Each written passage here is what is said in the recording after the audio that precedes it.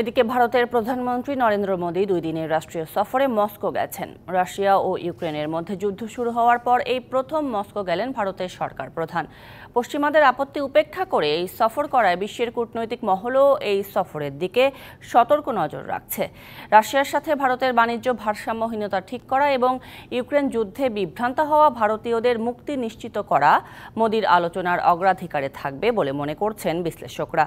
নরেন্দ্র মোদী যখন মস্কো অবস্থান করবেন ঠিক তখনই ওয়াশিংটনে শুরু হবে পশ্চিমা সামরিক জোট ন্যাটোর সম্মেলন। মোদীর রাশিয়া সফর নিয়ে উদ্বেগ প্রকাশ করেছেন ন্যাটোর মহাসচিব জেন্স স্টলটেনবার্গ। পশ্চিমা নিষেধাজ্ঞা উপেক্ষা করে রাশিয়া থেকে সস্তায় বিপুল তেল কিনছে ভারত। রাশিয়া ভারত বাণিজ্যের পরিমাণও দিনে দিনে বৃদ্ধি পাচ্ছে।